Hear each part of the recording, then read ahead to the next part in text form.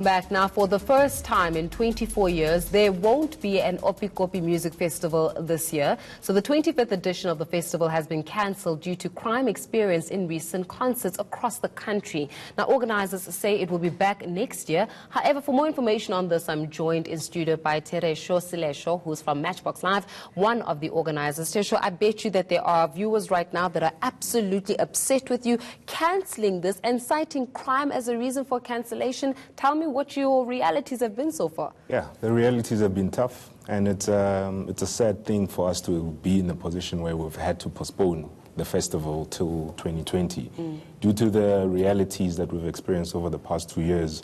The stats, our crime stats have started increasing around the country at specific live events, and we've had an increase at Oppikoppi with crime incidences that have just... What kind of crime? Are we talking about petty crime in terms of somebody coming in and stealing? It's a combination of petty crime and people's things being taken, with your smartphone being stolen or pickpocketed. And if you have a large increase of those type of experiences, it takes away from the experience that you're there for. It takes away from a lot of our fans' freedoms and the environment that we try and create as well.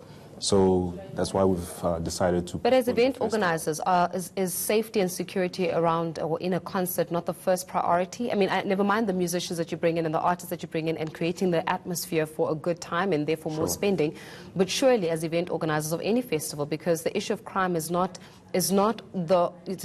unique to Oppikoppi, nor is it 100%. unique to any form of festival. I mean, we saw this with the Global Citizen Festival, and they had to, ramp up security when it came to the next festival where Ed Sheeran was actually performing in the country. So this is not new. It's not a new phenomenon. So how is it that... It's definitely not a new phenomenon. Yeah. And we've seen a rampant increase at the festival with crime as well. We're in a very remote part of the country. You were speaking about the Northwest. We are based what used to be part of the Northwest, Northern. It's a small mining town. It's a very small town where we're away from big metros. So support from local authorities like your Metro Police, traffic, we don't have such luxuries because we're not part of a big metro where we are at. So we're very reliant on private security and our partnerships with provincial authorities. Which is then a very expensive exercise to try to retain that security. Yeah, so part of the main reason why we've had to take a step back and relook is how our format is and the resources that were required in order to safeguard the environment that we operate in, which is our site, to make sure that we reinvest in that site, which is a very expensive exercise.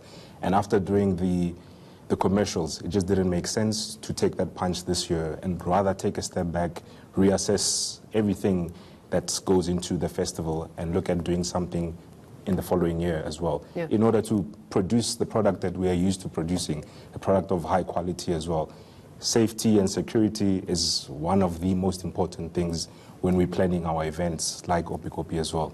Yeah, but then on the other side of it, I mean, you've got to, the issue around the actual attendees being able to mitigate your costs and be able to take care of those overhead costs and those operating costs in itself. Are you finding that as a result of certain crimes that have been experienced by attendees that, it's difficult to cover the costs in terms of door takings versus, the actual experience in itself. So it's not as many numbers that would attend. Correct, yeah, because that hampers on your attendance. It hampers on perception of the safety of that festival, of our festival, or any other particular festival, if you have these type of incidences as well, especially if they increase. And it's not the best thing to do to levy that cost to your consumer, so that we can't just increase the ticket price, for instance. So we're trying to mitigate those type of elements by not just increasing the ticket prices and levying it onto our fans, which would not be a fair thing to do for us. What about performers as well? Because, I mean, fans is one thing because they have to spend, is it 3 days or 2 days? 3 days. It's a 3-day. A 3-day event. They have to spend 3 days there. Yeah. But then on the other side of it, you've got performers who, if the performer comes in and they've got their stuff violated or broken into by someone, it's very difficult. And unfortunately, in the music industry, news travels very fast. Any form of concert, it may be your last concert, if those nuts and bolts are actually not attended to. Yeah, so we're lucky that we've never had such incidences, but the main thing is it's a loss of income for some of the musicians, for all of them at the moment. We've had to cancel 64 of the 104 acts that we had initially booked, and The artists have been gracious about it as well. They've been very supportive about it. Our partners, our sponsors have been understanding and supportive with the news, and that we've engaged. Okay, come, let me be supportive. Well. In 2020, Sure. what are you going to bring into the country? In 30 seconds. In 2020, let me be supportive. In 2020, which artists are you going to have on board that I can look forward to and go, okay, We're always not so dropping bad. announcements and surprises like that. Oh, come on. Like this. Tell me, who But am in I gonna 2020, we're celebrating 25 years of Oppikoppi.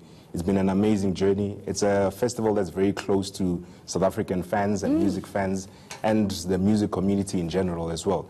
And it plays a vital role in the volatile times that we are as a country. Yeah. Festivals like Oppikoppi, it's the most important time to keep them alive and keep them going as well.